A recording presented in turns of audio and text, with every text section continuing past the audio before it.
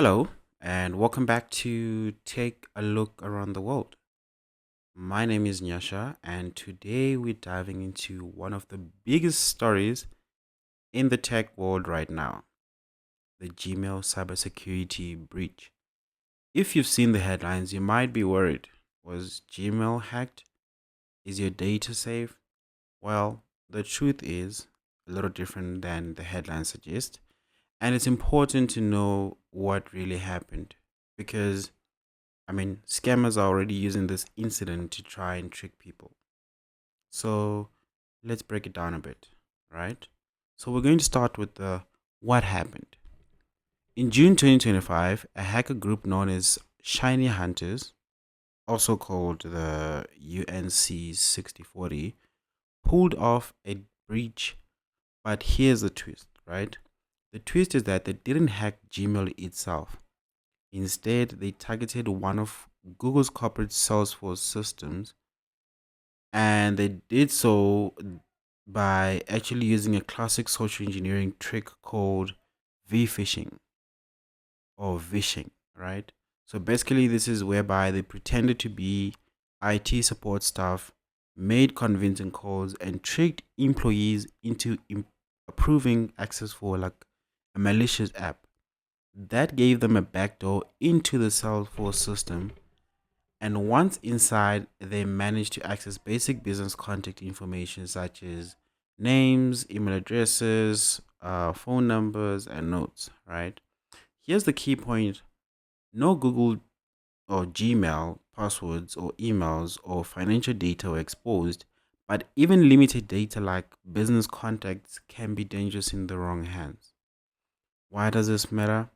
Well, you might be thinking, if passwords weren't stolen, why is everyone making noise about this? This is because stolen contact information is a gold mine for phishing scams. Right now, attackers are using that data to send fake emails, to send text messages, and even make phone calls pretending to be Google itself. And one thing about Google, when you're in South Africa, they never call you unless you request a call for something, which they usually call after, after waiting a lifetime. So the real threat isn't that your Google account is wide open. It's that you might be tricked into giving away your own access. So this is how modern cyber attacks work.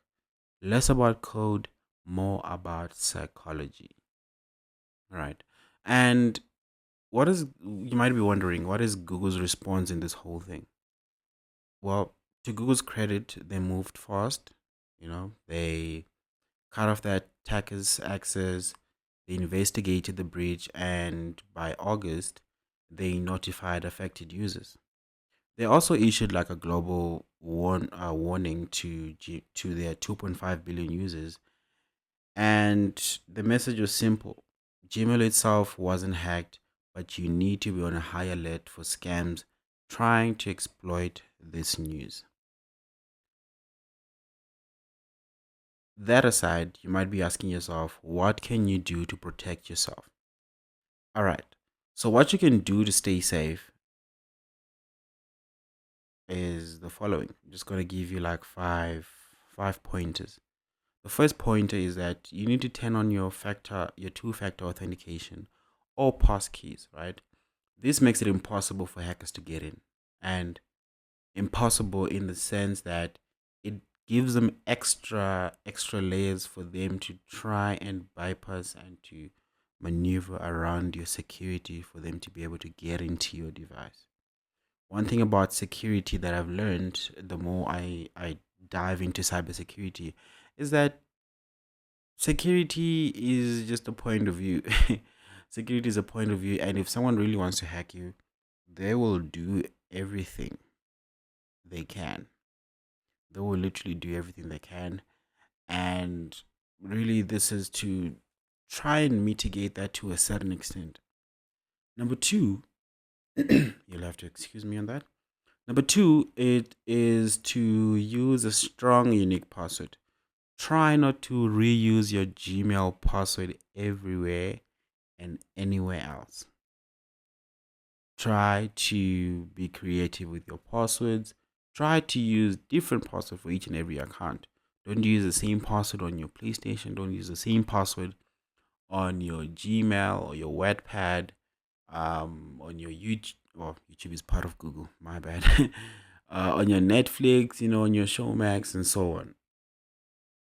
Try to use different passwords on different accounts. And number three, what you can try and do is to run a Google security checkup, right? So Google has a security checkup page. It is account.google.com/security hyphen checkup.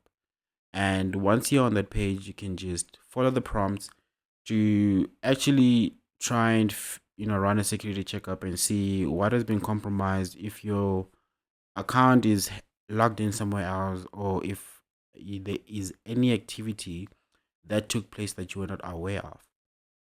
And then number four on the list is to be skeptical, right? Be skeptical of calls, texts, or emails claiming to be Google itself, because Google will never call you out of the blue. Like I said earlier on, they don't just call, you know, let alone do they respond to your tickets if you have an issue immediately. They respond at their own time, and number five, pause before clicking. If you get a suspicious link in your inbox, hover it first, right? And oh,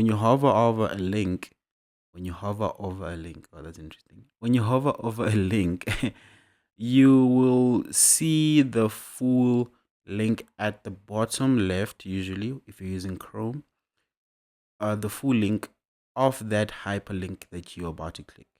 And if you do not recognize or it looks weird, do not touch it, right? And, to close this off, this incident shows us something important, that hackers don't always need to hack. Sometimes all they need to do is to trick someone on the inside. They just need to fool you, and that's that, and they're in. So the takeaway is, try not to panic about Gmail not being safe. It's always good to remember that cybersecurity starts with us. Stay skeptical, stay away, and stay safe, right? And that's it for today's episode of Take a Look Around the World.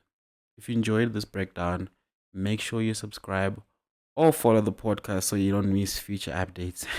This is my very first episode, and please let me know how how you found this, and if there's any improvements that I can always work on. And no, thank you for taking your time to listen to this short breakdown of the recent incident that took place.